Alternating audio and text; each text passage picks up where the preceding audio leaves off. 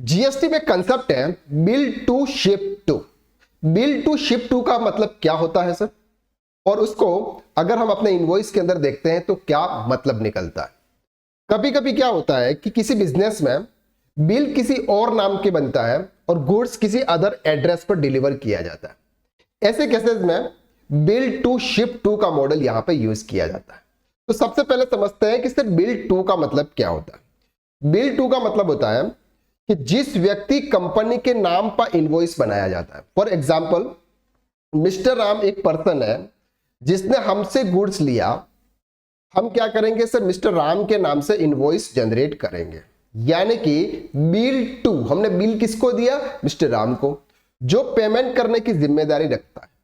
यानी कि sir mister Ram हमको क्या करेगा सर, पेमेंट करेगा, क्योंकि उसने क्या किया, हमसे गुड्स परचेस किया, जिसके जीएसटीआईएन पर इनपुट टैक्स क्रेडिट लिया जाएगा। यानी कि मिस्टर राम जो है वो इनपुट टैक्स क्रेडिट अवेल करेगा, उसको बोलते हैं बिल टू पार्टी।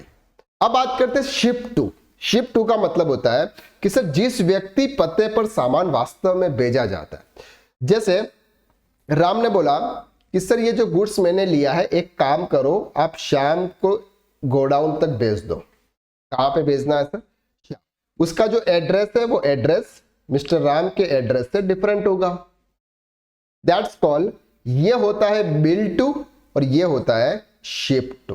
तो जब भी आप किसी का जीएसटी इनवॉइस देखते हैं, वहां पर अगर बिल टू और शिप टू के अंदर अगर एड्रेस से चेंज देते हैं, पार्टी चेंज दिखती है, इसका सिंपल सा मतलब होता है कि सर बिल किसी और के नाम पे बना हुआ है और गुड्स कहीं अदर जगह पर डिलीवर हो रहा है। तो इसमें आपको कंफ्यूज होने की बिल्कुल भी जरूरत नहीं है। बिल टू का मतलब कि जिस पार्टी को हम बिल कर रहे हैं, जो हमें पेमेंट करेगा और वो उसका आईटीसी लेगा और उस जीएसटीएन को हम अपने जीएसटीआर 1 के अंदर अपलोड करेंगे। और शिप टू का मतलब होता है कि सर गुड्स किसी और जगह पर सिर्फ डिलीवर हो रहा है, ट्रांसफर हो रहा है, बस, बाकी और कोई मतलब उसका नहीं है।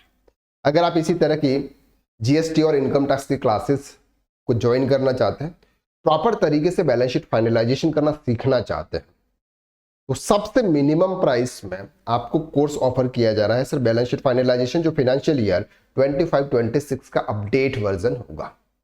अगर आप अकाउंटिंग एंड टैक्सेशन के जितने भी मॉड्यूल्स हैं, टोटल 9th मॉड्यूल का एक कॉम्बो कोर्स भी परचेज करना चाहते हैं, तो उसकी भी लिंक आपको डिस्क्रिप्शन में दे रखी है, जाकर देख सकते हैं। Thank you.